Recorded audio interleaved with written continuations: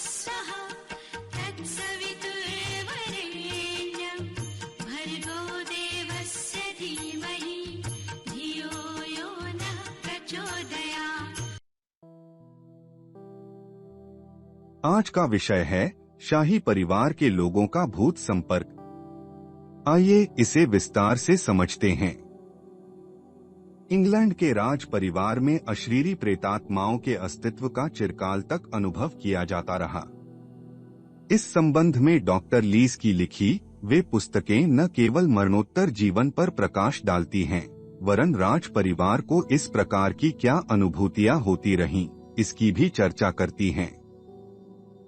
उन दिनों राज्य सिंहासन पर पंचम जॉर्ज अवस्थित थे। उनकी बहन राजकुमारी लुईस सुहाग के बहुत थोड़े दिन देख पाई और विधवा हो गई। लुईस को अपने पति ड्यूक ऑफ फिफ के प्रति गहरी अनुरक्ति थी। वह उनके दिवंगत हो जाने के उपरांत भी बनी रही और यह संबंध सूत्र बनाए रखना दिवंगत आत्मा ने भी स्वीकार कर लिया। वे प्रेत रूप में लुईस के पास बराबर आते रहे और उससे संपर्क बनाए रहे। लुईस भी बहुत दिन जीवित नहीं रही। उसकी मृत्यु के उपरांत राजकुमारी की सचिव एलिजाबेथ गोर्डन ने विस्तार पूर्वक प्रकट किया, जिससे उस घटना क्रम पर प्रकाश पड़ता है, जिसके अनुसार लुईस और उनके स्वर्गीय पति का मिलन, संभाषण, सान्निध्य का क्रम कितनी घनिष्ठता पूर्वक चलता रहा, मानो शरीर न रहने पर भी ड्यूक का अस्तित्व यथावत बना रहा हो। इससे पूर्व की एक और घटना है जो प्रेतात्माओं के अस्तित्व को और भी अच्छी तरह प्रमाणित करती है।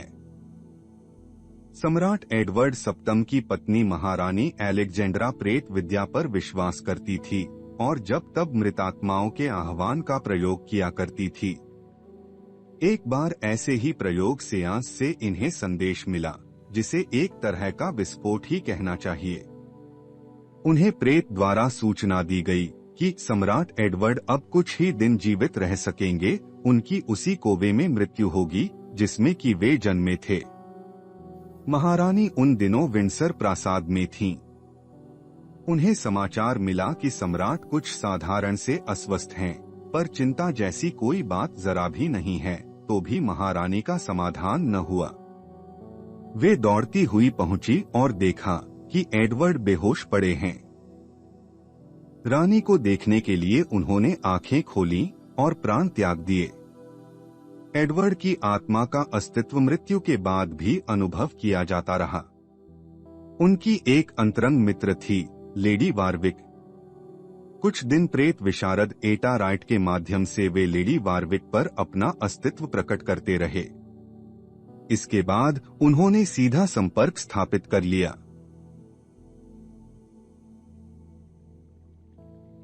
वे अक्सर अपनी प्रेयसी के पास आते और जर्मन भाषा में वारविक के साथ अपनी अतृप्त प्रणय आकांक्षाएं व्यक्त करते।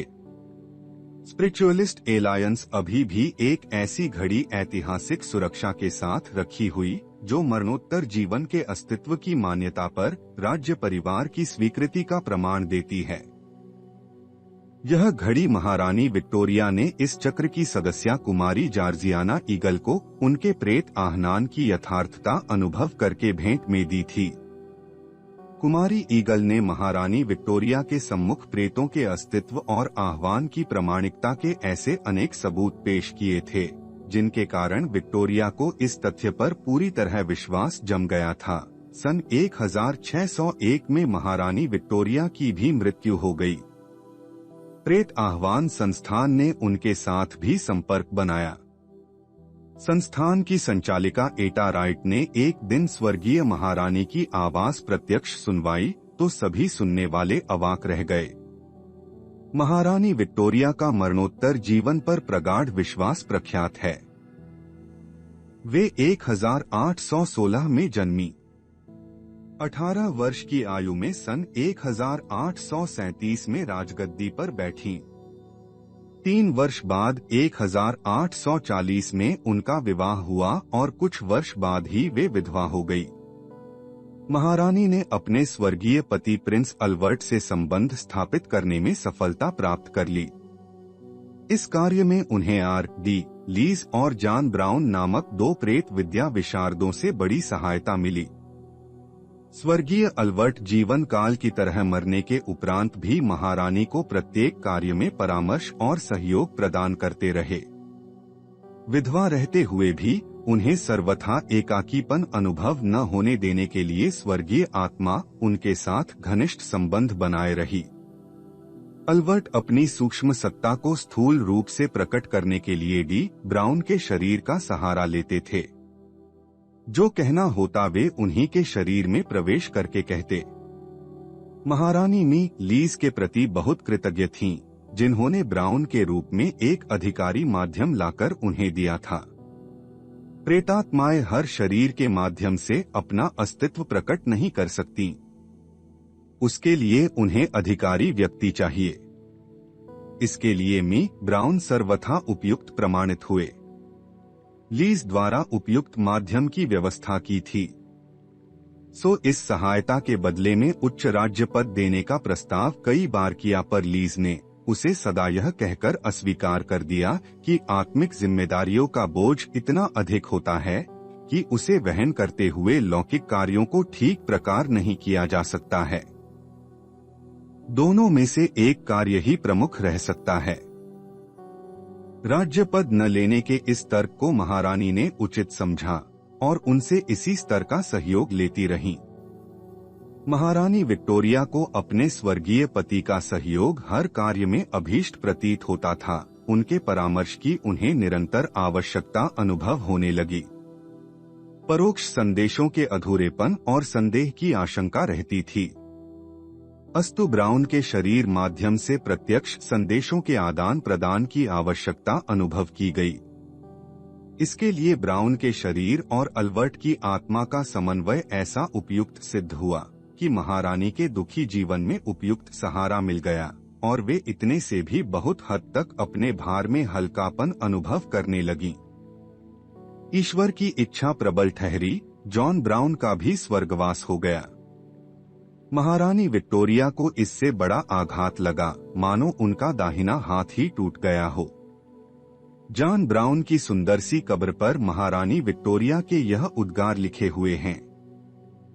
मुझ वियोगिनी और व्यथिता के लिए वरदान स्वरूप एक विलक्षण व्यक्ति की स्मृति। महारानी ने उनके प्रति अपनी कथित भावनाएं व्यक्त करते हुए स्वाभाविक साथी और विश्वस्त मित्र के रूप में संबोधित करते हुए संवेदना व्यक्त की। ब्राउन के स्वर्गवास से महारानी को आघात लगा। उसे व्यक्त करते हुए उनके निजी सचिव सर हेनरी पॉनसोनबी का एक वक्तव्य टाइम्स पत्र में प्रकाशित हुआ। उन्होंने कहा, स्वर्गीय ब्राउन की सहायता महारानी को निरंतर रहती थी। उनके स्वर्गवास पर साम्राज्ञी को भारी पीड़ा हुई है। इस आघात से इन दिनों वे बहुत दुर्बल हो गई हैं। जगत विख्यात सामुद्रिक शास्त्र ज्ञाता कीरो के पिता का जिस समय देहांत हुआ, उस समय उनकी शक्ति बहुत क्षीण हो गई थी और इसलिए वे कुछ आवश्यक बातें बताना चाहते हुए न बता सके और उनकी जीवन लीला समाप्त हो गई। कुछ महीने कीरो संयोगवश एक प्रेत आवाहन की बैठक में जा पहुँचे और वहाँ पिता की प्रेतात्मा ने आकर उनको बतलाया कि हमारे परिवार से संबंधित कुछ महत्वपूर्ण दस्तावेज लंदन के डेविस एंड सन सॉलिसिटर के यहाँ रखे हैं। उनका दफ्तर स्ट्रैंड में गिरजाघर के पास एक तंग सड़क पर है, जिसका नाम मैं भूल गया हूँ। तुम उनके यहाँ जाकर उन कागजातों को ले आना। दूसरे दिन कीरो उस सड़क पर पहुँचे और बहुत देर परिश्रम करने के बाद वह कार्यालय मिल गया। उसके पुराने मालिक तो मर चुके थे, पर उस कार्यालय को किसी अन्य वकील ने खरीद लिया था। नए मालिक ने पहले तो इतने पुराने कागजात को जल्दी ढूंढ सकने में असमर्थता प्रकट की, पर जब कीरो ने उसके क्लर्क को पुरस्कार देने की बात कही तो उसने पुराने बंडलों में से आधा घंटा मेहनत करके उन दस्तावेजों को निकाल दिया। शरीर में त्याग के बाद भी आत्माओं का अस्तित्व बना रहता है। यदि संपर्क का उपयुक्त माध्यम बन सके तो उनके साथ घनिष्ठ संपर्क ही नहीं वरन आशाजनक सहयोग भी प्राप्त किया जा सकता है। इस तथ्य की प्रामाणिकता में असंख्य उदाहरण उपलब्ध हैं। आवश्यकता उस विधि एवं उन तथ्यों को जानने की है। मृत्यु पूर्व की आकांक्षाएं स्वयं प्रेतों को इस संपर्क के लिए आकुल रखती हैं। उचित तालमेल बैठ जाने पर प्रेतात्मा तथा संबंधित व्यक्ति दोनों ही लाभान्वित होते हैं। दोनों की आकांक्षा तृप्त होती है। इस पुस्तक के अन्य अध्याय सुनने के लिए डिस्क्रिप्शन बॉक्स में दिए गए लिंक पर क्लिक करें। For more videos visit our channel. Please like, share and subscribe.